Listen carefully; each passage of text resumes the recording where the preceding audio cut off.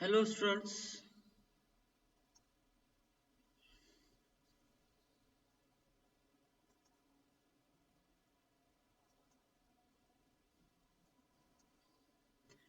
Hello students. Welcome back to video lecture series on the subject concrete technology. I am Mohammad Yusuf Sheikh Amir, assistant professor. So this is the video lecture number 11 on the chapter cement. So this is the point that we have discussed in the previous lecture about concrete mix design.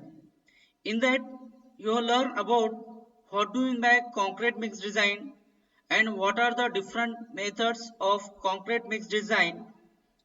And in that, we have seen about Indian standard method of concrete mix design. So, hope students you have learn all those things related to concrete mix design very well.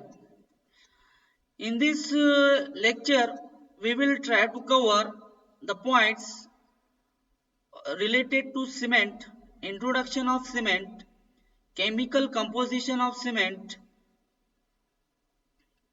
box compound, and functions of cement manufacturing constituents. So let us move towards introduction of cement. As most amongst of you know the cement, and nowadays you are seeing that there is a huge construction of structures like commercial buildings, public buildings, high-rise buildings, skyscrapers. In that you are seeing that the concrete is used. So in the concrete, cement is one of the most important ingredient. So let us understand what do you mean by cement. So cement is the mixture of calcareous, siliceous, argillaceous and other substances, and cement that is used as binding material in mortar, in concrete, for various types of constructed structures.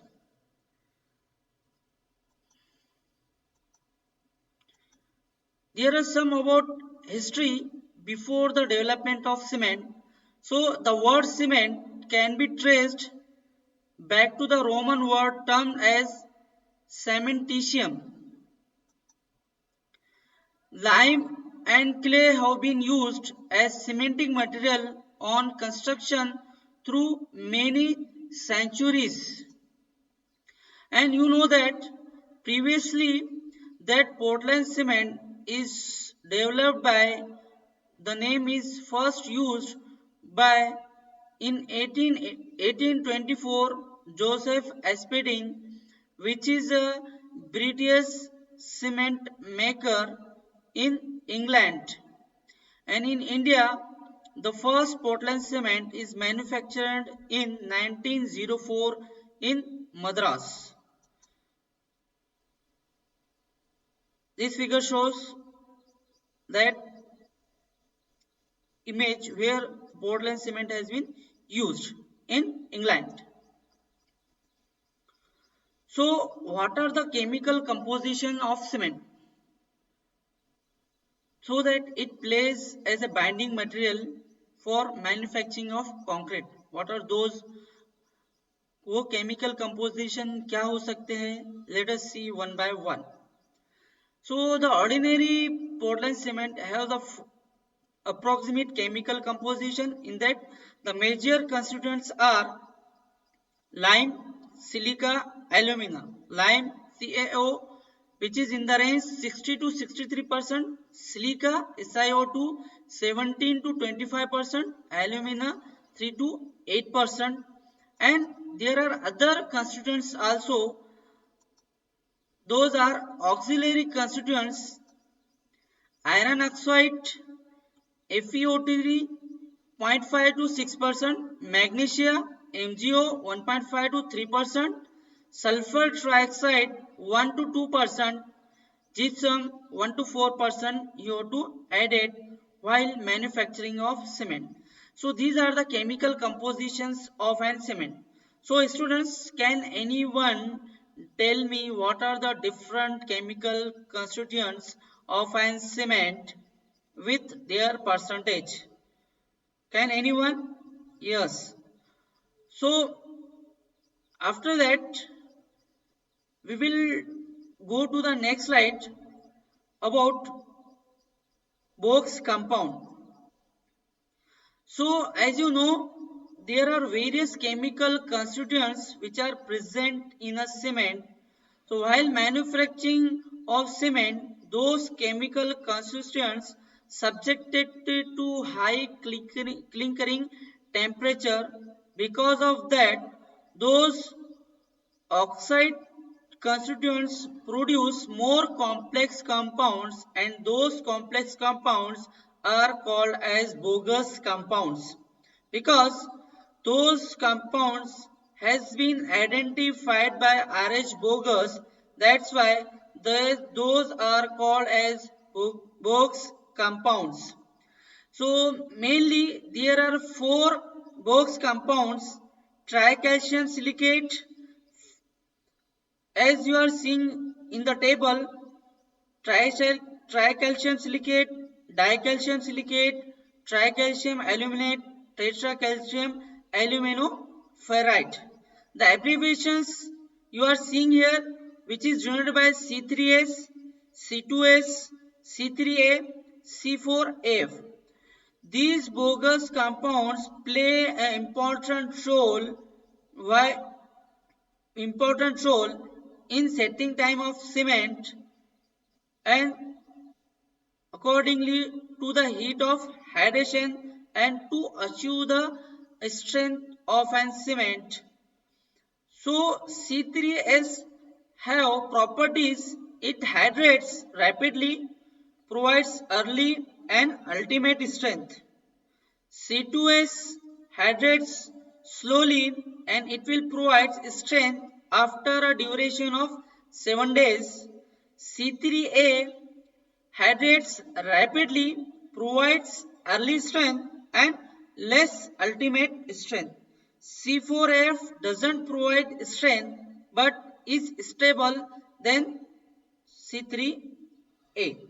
So this is information about related to bogus compounds.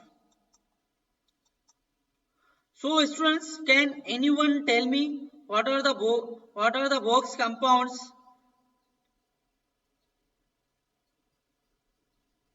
Okay, what are the functions of box compounds? Yes. So इसके बाद हम देखेंगे cement के अंदर जो constituents होते हैं, जैसा हमने देखे कंस्टिट्यूएंट्स, वो कंस्टिट्यूएंट्स का फंक्शंस क्या होता है. Let us see one by one. Lime.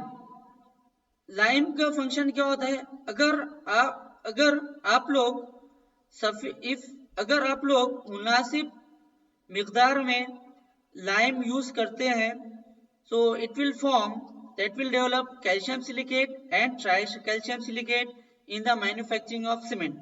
और आप लोगों को पता है dry calcium silicate and tricalcium silicate ये क्या है? These are the bogus compounds which are used to play an important role for setting time of cement. So if you are using lime in excess quantity, that causes cement to expand and disintegrate.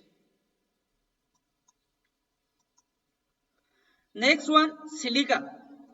If you are adding the quantity of silica, it should be enough to develop dicalcium silicate and tricalcium silicate in the manufacturing of cement.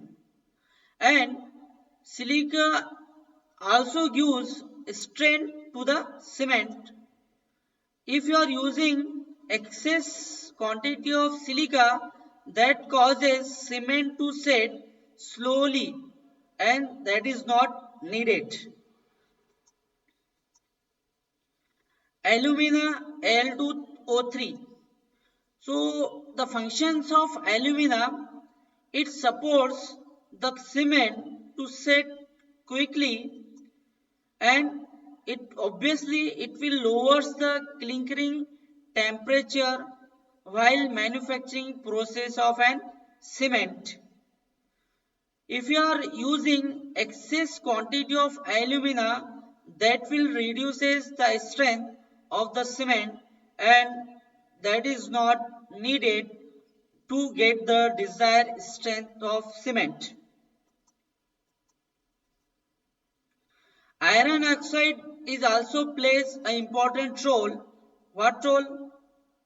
It gives color to the cement, which is denoted by Fe2O3. And magnesia MgO, it also used and helps in giving color to the cement. And if you are using the excess quantity of magnesium while making of an cement, the cement becomes unsound and that not be needed. Calcium sulfate or gypsum, at the final end or at the end, you have to add the quantity of gypsum that will increases the setting or time of an cement. That's why it is necessary to add the gypsums. Most of the questions maybe arises that questions are asking students about why it is needed to add the gypsum. So this is the reason. If you are adding the gypsum at the end of cement, obviously that will increases the setting time of cement that may be needed for to increase the workability of concrete. So students, in this session, I think you will learn about all those points about introduction to cement and some about history of cement and their chemical compositions and Box compounds and their functions related to that one. And we also studied in this session the various functions of constituents of cement while manufacturing. So at the end, these are the some expected questions of this session. First one, enlist box compounds for cement. What are the chemical composition of an cement? Explain functions of cement manufacturing constituents. I think you will learn all those things in a very well. In the next lecture, we will try to cover the another points, that is manufacturing process of cement, wet and dry process. So today's sufficient. Thank you.